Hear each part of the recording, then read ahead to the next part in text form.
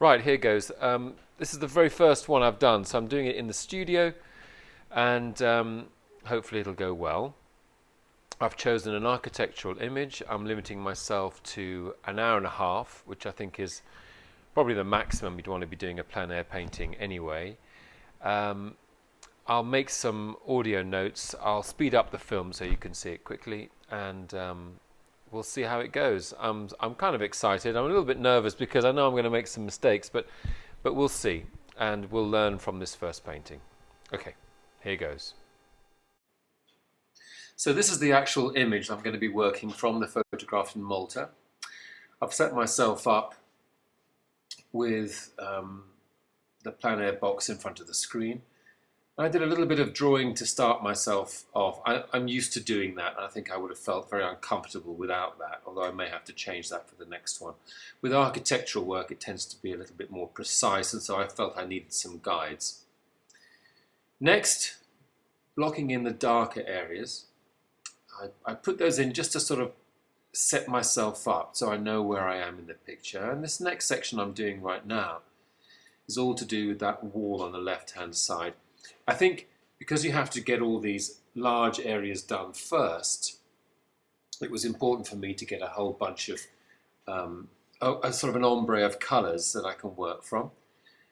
And then I tend to do some detail even from the very beginning. It's just a psychological thing, just to give myself a lift and to say, yeah, it'll all look like this by the end of the painting.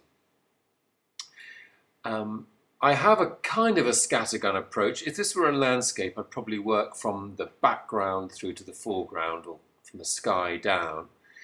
But because of this kind of painting, you can section it off, you can work in zones, you can do as much as you want from one area, and then when you get a little bit tired of doing that, move on to something else.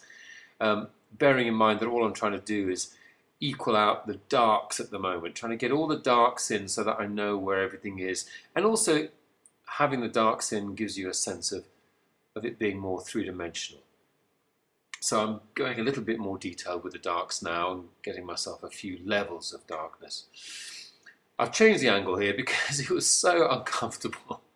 I was trying to paint with a camera right in front of my chest, and it was very difficult. Okay, so now we're really pushing the darks on that doorway and those little windows. I'm also putting in a few wires. Again, a few details just to give myself something to enjoy. I do like the detailed parts. I can't help myself using that rigger most of the time. And now I've cleaned off the palette, and I'm starting on what should be the best part, which are these wonderful glass balcony windows that they have in Malta. So I'm putting all those in. Simply at first, I'm simply putting in the main blue. And I know, of course, now I'm going to have to start going in with some darker blues and then some lighter blues. So the principle is start with the general colour, and then work darks, and then work lights. And hopefully, as you do it that way, the image begins to pop a little bit. I'm realizing now that I could have done with a different blue. I'm realizing now also that I could have done with a different red. So I'm going to have to change and add a few colors, but don't worry about that. I'm also holding on, as you can see with my hand, I'm holding on to this box quite a lot. I think I find it quite uncomfortable as a way of painting. So it's something I'm going to have to get used to, and you may well too. So I think it's worthwhile having a little practice. And you'll notice also that the actual picture was a square.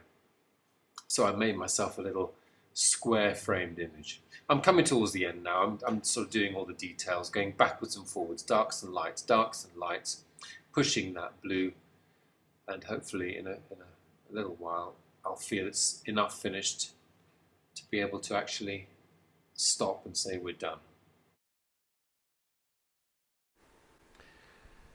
Okay, so there we are. That's the final painting. I'm reasonably happy with it, although, as I said during the video, I obviously made quite a few mistakes, and they're mostly stylistic mistakes of what a plein air painting I think should look like. I've also got to change a little bit down here in terms of what colours I use, probably the brushes as well. And the next one I do will be probably a lot different. Anyway, I'm looking forward to it, and I'll see you next time.